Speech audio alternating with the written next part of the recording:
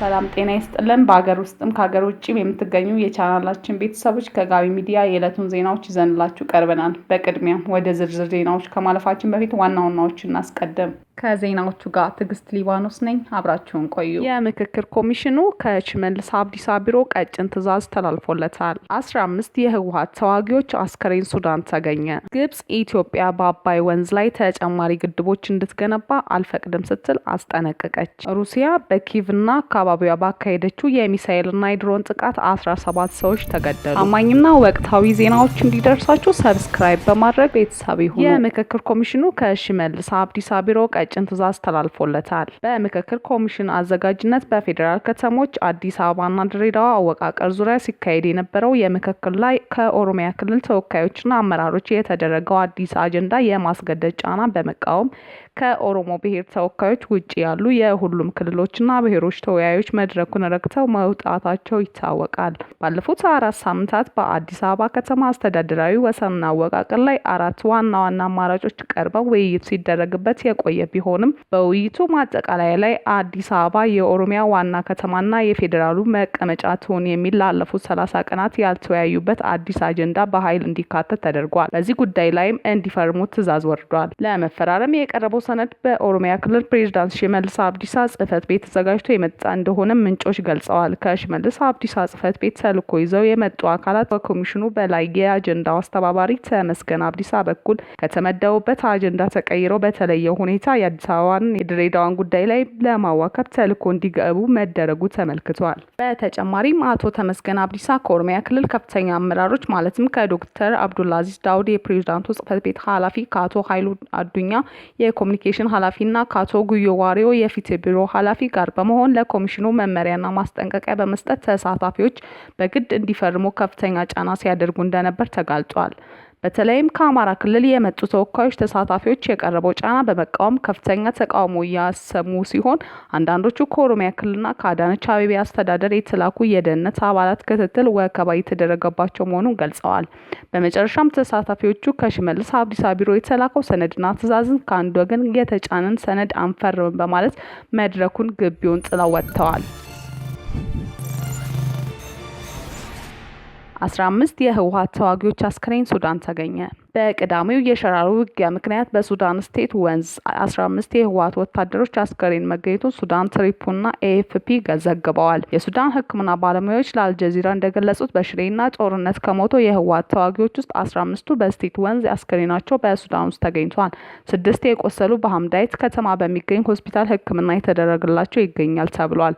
በርካታ ቆስለው የተረፉ ምስክሮችም እያከመ መሆኑን የሱዳን ሐኪሞች ገልጸዋል። የተከዜ ወንዝ ሱዳን ሲገባ መጠሪያ ስሙ ሰቲት ወንዝ መሆኑን ይታወቃል። ባለፉት ጥቂት ቀናት በተቀሰቀሰው ውጊያ ምክንያት በመቶ የሚቆጠሩ ኢትዮጵያውያን ህይወታቸውን ለማዳን ወደ ጎረቤት ሱዳን ተሰደዋል። አማኝና ወቅታዊ ዜናዎች እንዲደርሳችሁ ሰብስክራይብ በማድረግ ቤተሰብ ይሁኑ። የሀገራዊ ምክክሩ ገመና ተጋለጠ። የኢትዮጵያ ሀገራዊ ምክክር ኮሚሽን ባለፉት 22 ቀናት በስልታዊ ቡድን ደረጃ ሲያካሂድ የቆየው የምክክር ሂደት ቢያጠናቅቅም ሂደቱ ግን ከባድ ገለልተኛ ጥያቄዎች በፖለቲካ ጣልቃ ገብነት እና በተሳታፊነት አድማ የታጀበ እንደነበር በዋዜማ ላይ ተጋልጿል። ለተጨማሪ 3 ቀናት በተራዘሙ በዚህ የምክክር ምዕራፍ የኮሚሽኑ ተአማኒነትና ሂደቱን ነጻነት ፈተና ውስጥ የጣሉ በርካታ ክስተቶች ተስተውለዋል። የምክክር ሂደቱን ነጻነት ጥያቄ ምልክት ውስጥ የተካተቱት ዋነኛ ጉዳዮች አንዱ በአወያዮችና ቃለ ጉባኤዎች ያዞች ላይ የቀረበው ለአንድ ወገን የማድላት ከባድ ቅሬታ ነው። ዋና ኮሚሽነር ፕሮፌሰር መስፍን አራያ ይህን ቅሬታ ማመናቸውን የችግሩን ስፋት ያሳያል።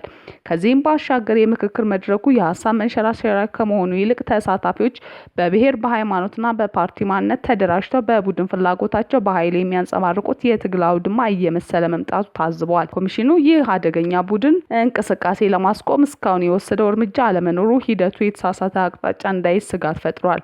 በተለይም የሀገር ግንባታና የአዲስ አበባ ከተማ ህጋዊ ቁመና በሚሉት አጀንዳዎች ላይ የተደረጉ ውይይት የምክክር መድረኩ ጫፍ ያረጋገጡ እንደነበሩ የኮሚሽኑ አባል ዶክተር አምባይ አጓቶ እንዳረጋገጡት በብሔራዊ ቋንቋና በአዲስ አበባ ጉዳይ ላይ በተነሳው ከባድ የሀሳብ ልዩነት የተነሳ ተመካካሪዎች ለ2 ጊዜያት ያህል አድማ እስከ መምታትና ሂደቱን እስከ ማቋረጥ ደርሰዋል። ይህ ሁኔታ በዋና ዋና ሀገራዊ አጀንዳዎች ላይ ያለውን ጥልቅ ስምጥ የሚያሳይ ነው። የምክክር ኮሚሽነሩ ነጻነት እጅግ አደጋ ላይ ከጣሉት ጉዳዮች መካከል የገዢው ብልጽግና ፓርቲ በሂደቱ ላይ እያደረገ ያለው ቀጥተኛ ጣልቃ ገብነት ይጠቀሳል። ፓርቲው በምክክሩ ላይ ከሚሳተፉ አባላት ከዋናው መድረክ ውጭ የተለያዩ አዳራሾችን ወይንም በለሚኩራና ሲቪል ሰርቪስ በመሰብሰብ የጋራ አቋም እንዲይዙ አቅጣጫ መስጠቱን ምክክሩ የፓርቲው አጀንዳ ማስፈጸሚያ እያደረገው ነው የሚል ጠንካራ ትችት አስነስቷል። በተለይም አዲስ አበባ የኦሮሚያ አካል ትሆን በሚል የተለየ ሀሳብ ያንጸባረቁ የኦሮሚያ ክልል አመራሮች አቋማቸውን አስተካክሉ በማለት ፓርቲው ማስጠንቀቁ መድረኩ የነጻ ሀሳብ መፍለቂያ መሆኑን ጥያቄ ውስጥ ከቶታል። በሌላ በኩል የምክክር ሂደቱ ግልጽነት በጎደለው አሰራር መተብተቡ ተጋልጧል። የመጀመሪያዎቹ የጥቃቅንና ንዑስ ቡድን ምክክሎች ያላለፉ አዳዲስ ግለሰቦችን በኮሚሽነሮች ግላዊ ፍቃድ ብቻ ወደ ስልታዊ ቡድኑ በፓራሹት እየገቡ መሆኑን ተሰምቷል። በተጨማሪም በመጀመሪያ ካልተወያዩበት አጀንዳ በመነሳት መታወቂያቸውን እያስቀየሩ ወደ ሌላ አጀንዳ የተዛወሩት ተሳታፊ መኖራቸውን የምክረ ሀሳብ አሰባሰቡና የድምፅ አሰጣጡን ታማኝነት በእጅጉ ያጎድፈዋል። ከሐምሌ 30 ቀን ጀምሮ ለ3 ቀናት ያካሄደው የተባለው የርዕሰ ጉዳይ ተመካካሪ ቡድኖች የውሳኔ አሰጣጥ ምዕራፍ ላይ ከላይ በተዘረዘሩ የፖለቲካ ጫናዎች፣ የአሰራር ግድፈቶችና የሀሳብ መከፋፈሎች ምክንያት ከተቀመጠለት ጊዜ በላይ ሊወስድ እንደሚችል፣ ከባድ ውዝግብ ሊገጥመው እንደሚችል ከወዲሁ ተገምቷል።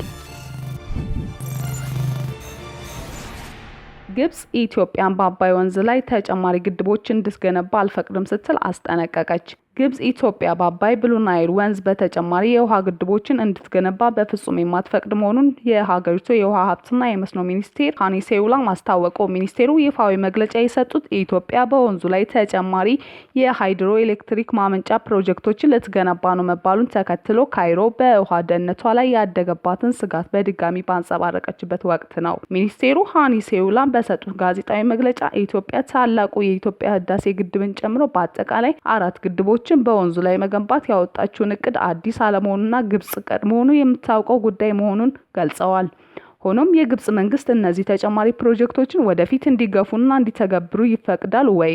መልሱ አይሆንም ነው ሲሉ ካይሮ የተፋሰሱትን የታችው ሀገራት መብት የማይጠብቅና ህጋዊ አሰሪ ውል የሌለው ማንኛውም ተቋም አጥብቃ የምትቃወም መሆኑን አረጋግጠዋል። በሌላ በኩል ሚኒስቴሩ ወቅታዊ የአባይ ወንዝ የውሃ ፍሰት አስመልክተው በሰጡት ማብራሪያ እስከ ነሐሴ ወር መጀመሪያ ድረስ በኢትዮጵያ ከፍተኛ ቦታዎች ወደ ግብጽ የሚፈሰው የውሃ መጠን ከመደበኛው ወቅታዊ አማካይ መጠን በጥቂቱ ዝቅተኛ መሆኑን ተናግረዋል። ሆኖም በኢትዮጵያ ደጋማ ቦታዎች ያለው የዝናብ ወቅት ገና ጅምር ላይ ያለና እስከ ነሐሴ እና መስከረም ወራት ድረስ የሚቀጥል በመሆኑ ሁኔታው የከፋ ድርቅ መከሰቱን የሚያሳይ አይደለም ሲሉ አብራርተዋል። ግብጽ የአገሪቱን የውሃ ደህንነት ለማስጠበቅ የአባይ ወንዝ የጎርፍ ሁኔታ፣ የዝናብ ስርጭትና የውሃ ፍሰቱን በላቀ የሳተላይትና የሃይድሮ መረጃ መከታተያ ስርዓት በየዕለቱ እየተከታተለች መሆኑን ሚኒስቴሩ አክለው ገልጸዋል። ሩሲያ በኪቭና በአካባቢዋ ባካሄደችው የሚሳኤልና የድሮን ጥቃት 17 ሰዎች ተገደሉ።